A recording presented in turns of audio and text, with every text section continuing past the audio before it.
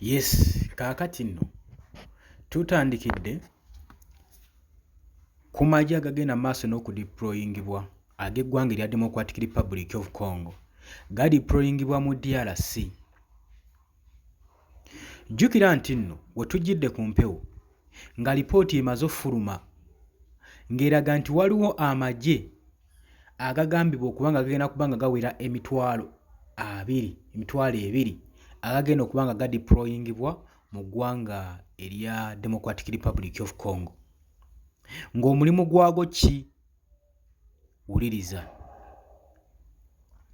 Gye buvuddeko tulabye amagye nga gadeployingibwa mu Democratic Republic of Congo okuva mu mawanga ag'enjawulo omuli ebitongole eby'enjawulo. Mulimu ekya East African Community, ekyo kyadeployinga amagye mu DRC.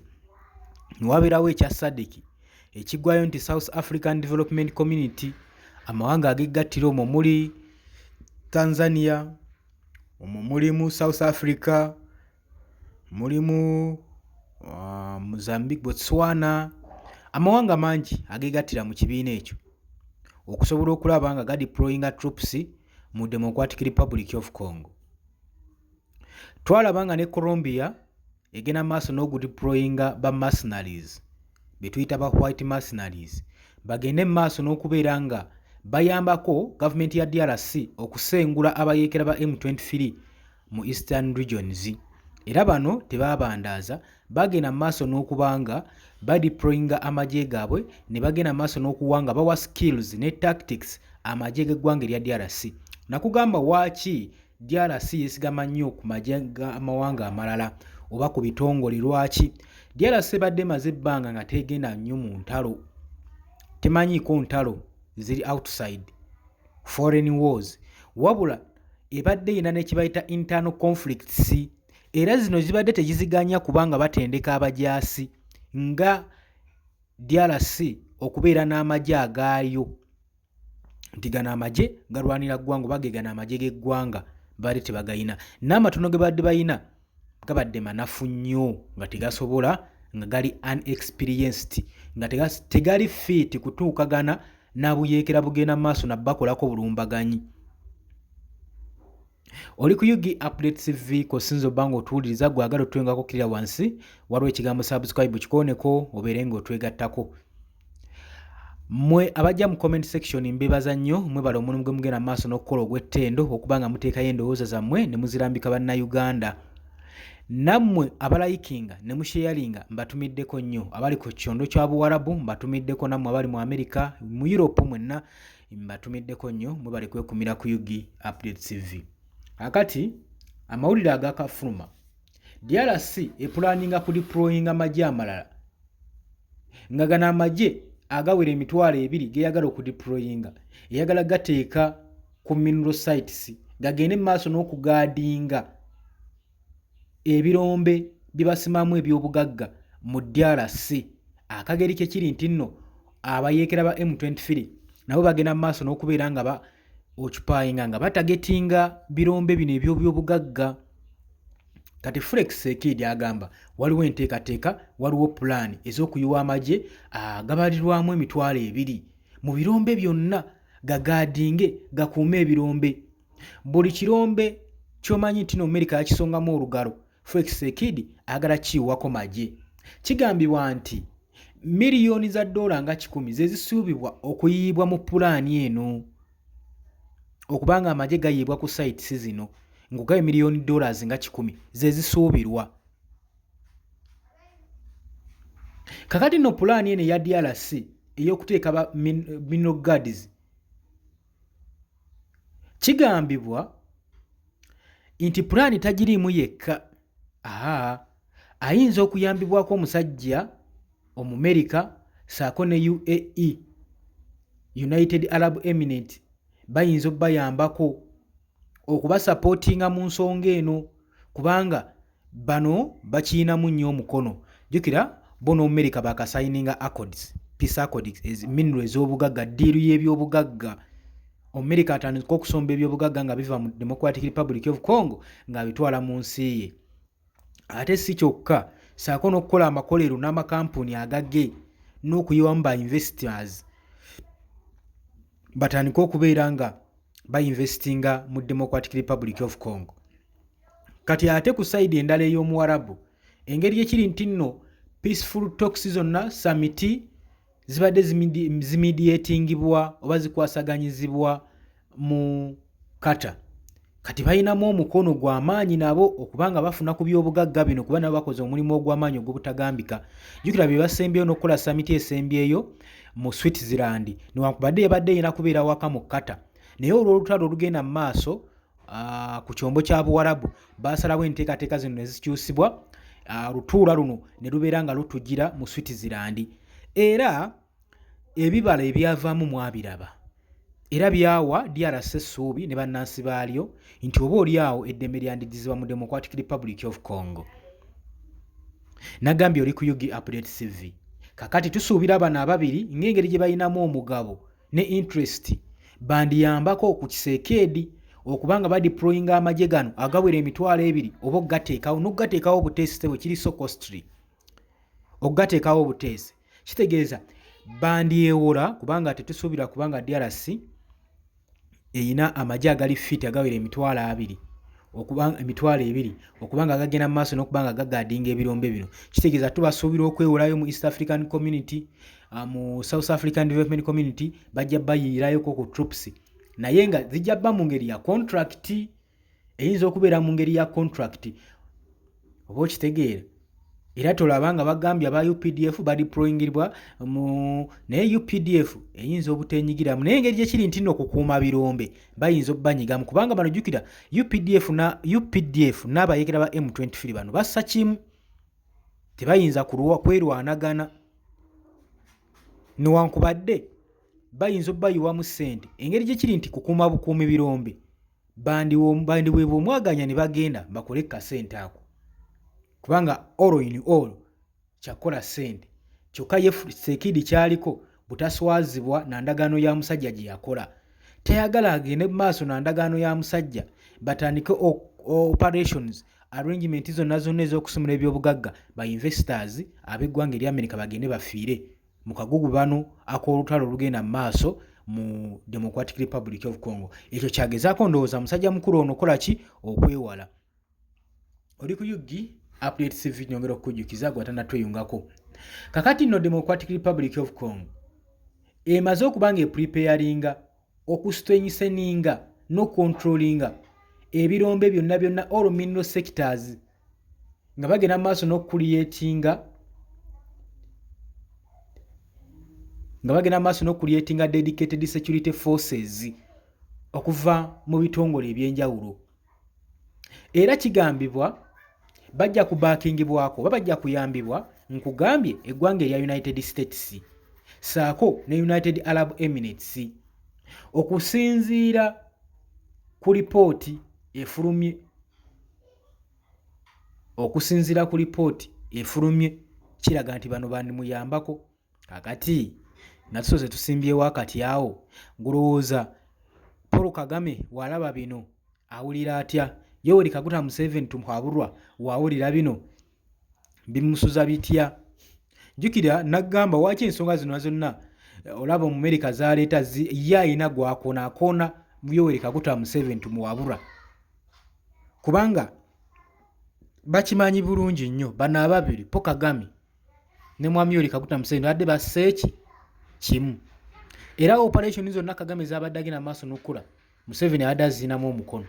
Era badde bamanyikiddwa wano mu East Africa nga bye basinga okubanga babba ebyobugagga mu Democratic Republic of Congo bye babisomba bye babicontrollinga bye bayina amagye kyokka badde babibba ne babicontrollinga ne babiguza omusajja Omumerika n'omu Isirairi.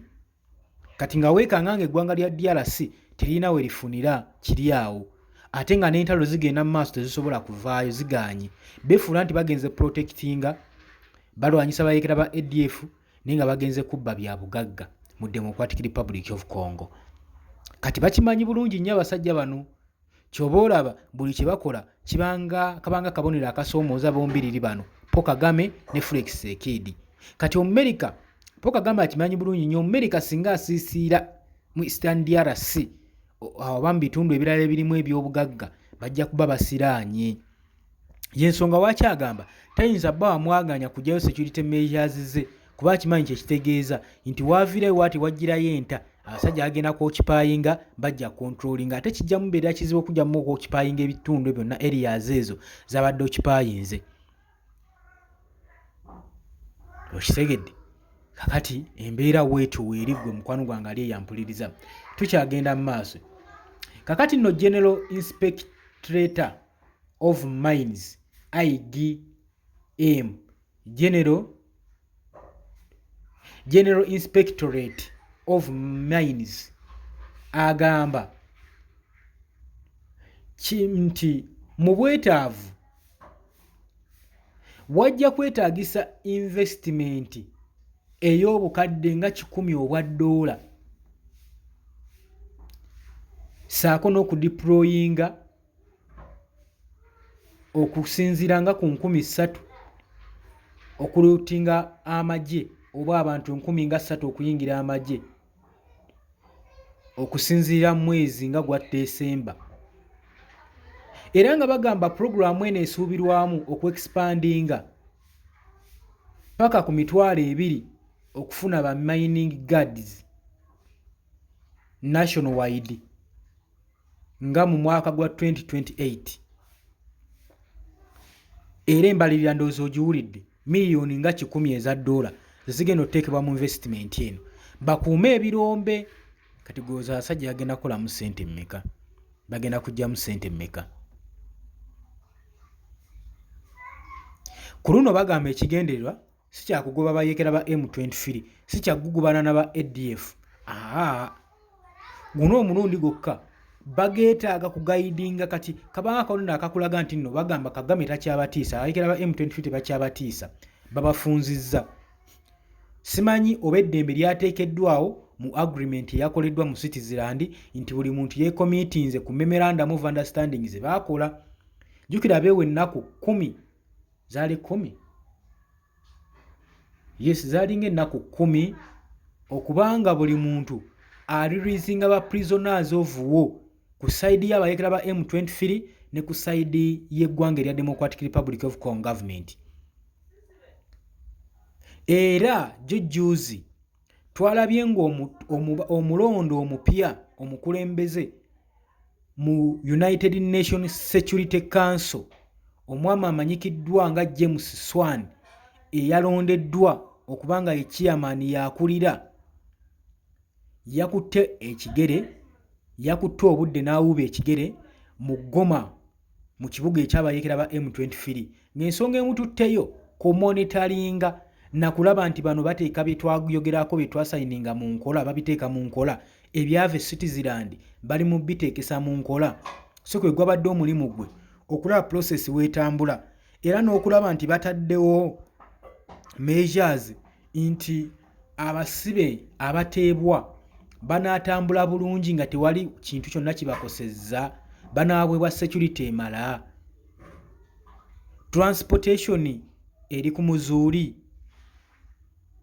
Tetusuubirayo for any occasion kubaawo any occurrence kuva mu parties zino ebbiri nga yo wa UN ekyo kyadde kimukakatako era y'ensonga lwaki yatutte obuvunaanyizibwa akole follow up ayeesitulemu.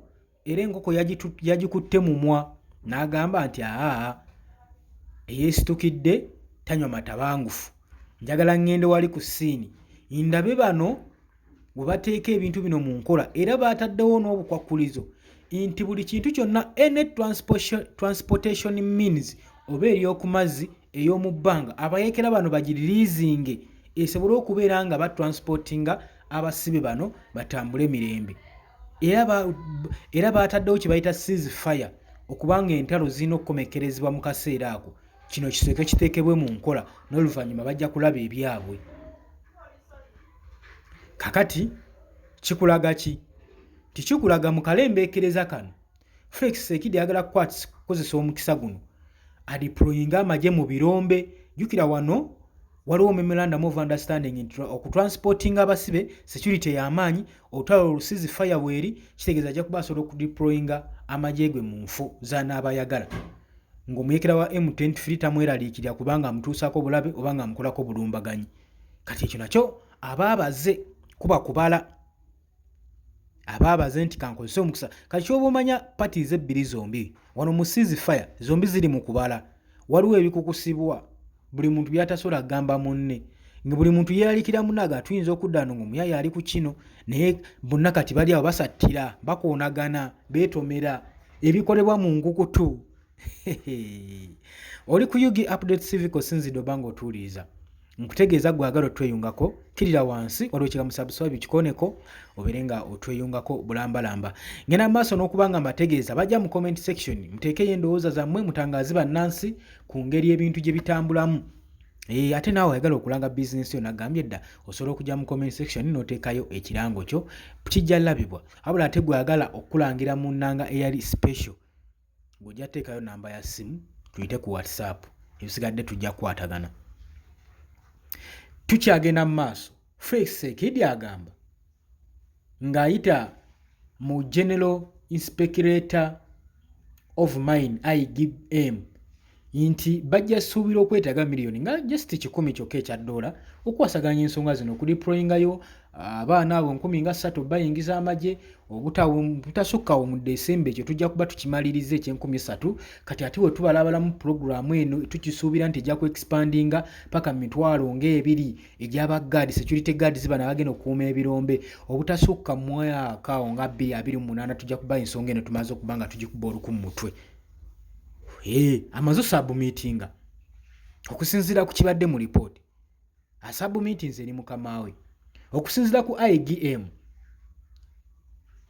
aba Unitings abapya bajja kubeera nga bali responsible abanaabeera barecruitingiddwa okusekiwalinga mining sites zonna okwenkiwalinga nti nno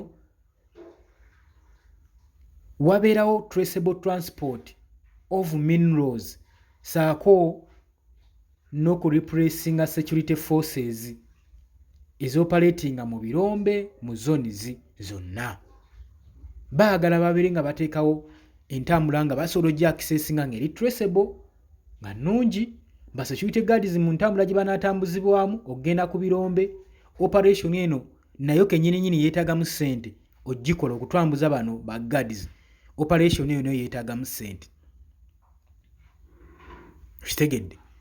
kitegeeza bali mu kwegoberako ddala omuyeekera wa M23 Kagame bali mu mwegobako era simanyi Kagame kyaliko omusajja wattu agenda kukanya kuleekaana security measures omusajja tajja kuleekaana naye ajja mukubisa equipments na technology era nga wola ebaze babakola Omumerika aleeta drone n'atagetinga abakulembeze yabalaga nti asobola era gwe yasookerako Yewire Engoma Saabayeekera yali spokesman w'abayeekera ba M23 oyo yatuva dda ku maaso kati Kagame bisimwa saako ne Lukenge bebakyakisigaddemu n'omulala gyali eno mu Uganda mu kava y'empolampola omutwe omukulu bagenda maaso n'okubeera nga bakola kibabaza mpolampola ebyobugagga mu Eastern Democratic Republic of Congo gwesibawo abiri JRC ne weenaagenda mu maaso n'okuba nga esayininga endagaano n'abayeekera ba M23 abayeekera ba M23 ndowooza baagala okukomekereza olutalo naye bakama baabwe tebabaganya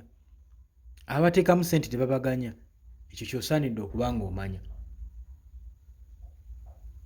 kakati nno wajja kwetaagisawo poliisi ejja okukola ku oversea ku mine operations nga bayita mu military presidential guard personal ne personal guards bajja badeployinga mu areas ezimu mu outside mu area framework mu ggwanga muri birombe byonna ebiri mu ggwanga basuubira okubeera nga bagenda teekawo enkola ennuŋŋamu operations force empya esuubirwa okubeera nga egenda kubeera nga eteekebwa ku standards ng'erabibwa era ereete operation ennungi egiteeke mu line era nga basuubira ne legal provisions mu operation eno nno enkola ezzeewo saagala weerabire oluvannyuma lwa Congo okuba ng'enoonya rain force governance mu sectors mu centers ezisinga mu economy saako ne mu global supply chain.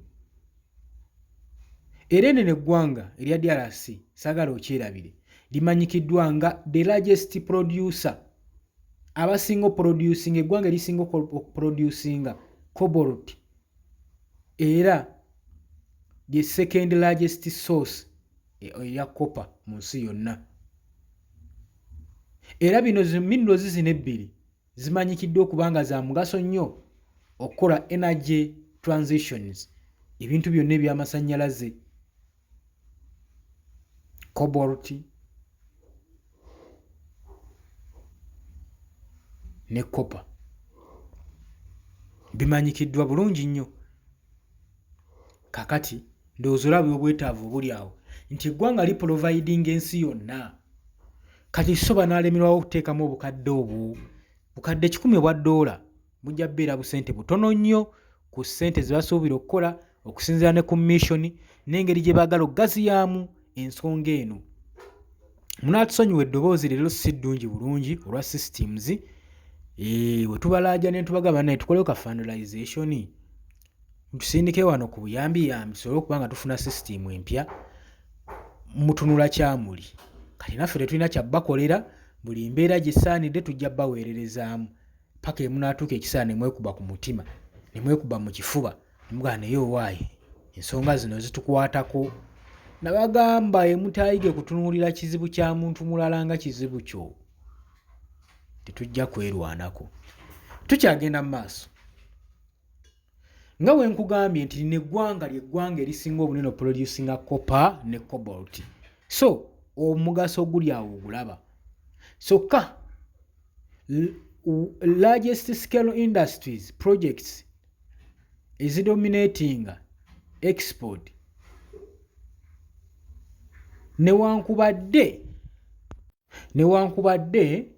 Congo mulimu abantu abamu abagenda mu maaso n'okusima ebyobugagga nga balina bu minerals ba miners abalombe abagenda mu maaso n'ogufuula omulimu nga beesimira ebyobugagga nga balina ne bulayisinsi obubaganya nabo mwebali.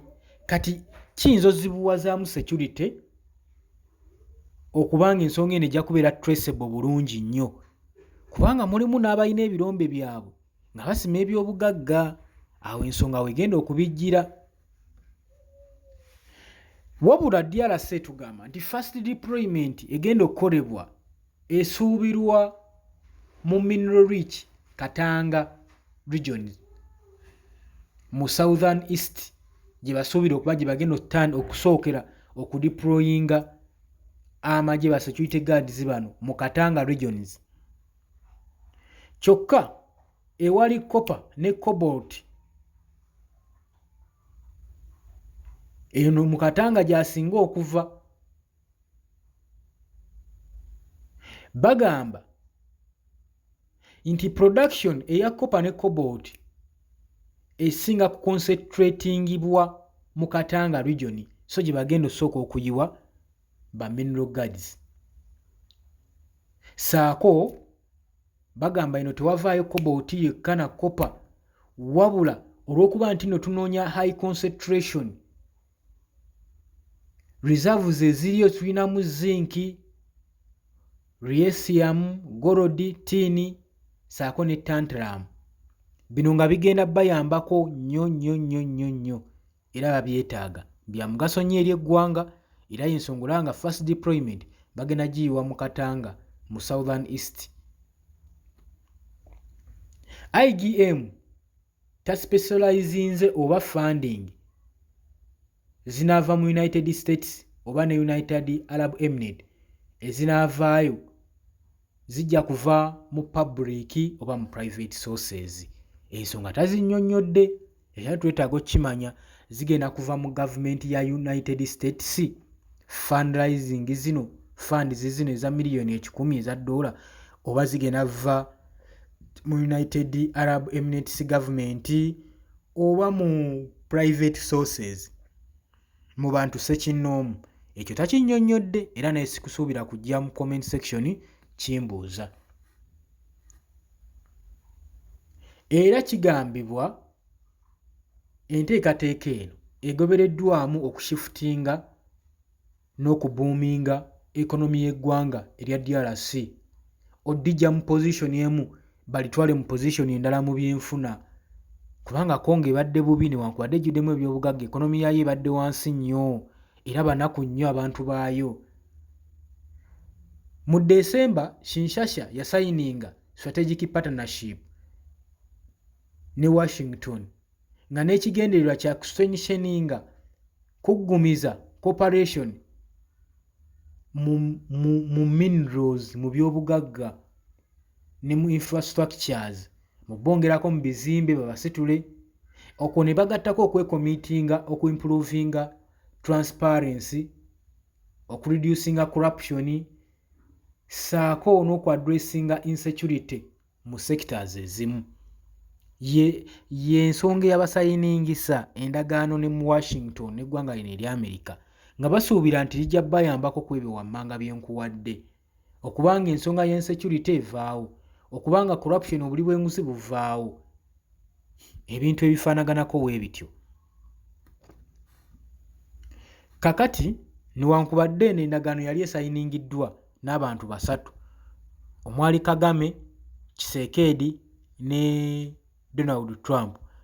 Ye Paul Kagame yabigaana n'abyesammula ngala atalina nnyo waafunira n'agamba kifundako n'ensigala nga nsiisidde mu matwalo ago rather than okusayininga obusayininga endagaano kino nkiveemu era ye yakivaamu era y'ensonga waaki olaba balikabwanango n'eggwanga erya America basiba bamukuba sanctions bamutaddeko envumbo bamutaddeko visa ban tebaagala addemu nakulinnya mu kigere kye mu ggwanga erya America liryo eggwanga erya America era effort eno egendereddwamu okutayitinga control eri ebirombe byonna byonna ebisimwamu ebyobugagga okuteekawo directives eziva mu wa President Felix Tshisekedi era ye agamba ayagala kukomekereza lutalo na illegal mining operations eziri mu ggwanga erya DRC nga bwe nkugambye mulimu ba personal miners abagenda maaso n'okusima abamu nga basima mu ngeri eri illegal abalala nga balina license kati bino byonna byonna bigenda mu maaso n'okubeera nga byeraliikiriza tracing security stress ne transportation wajja kubeerawo emivuyovuyo. Ab'obuyinza bestimatinga nga bagamba enkola zino activities ezigenda mu maaso ezitali mu mateeka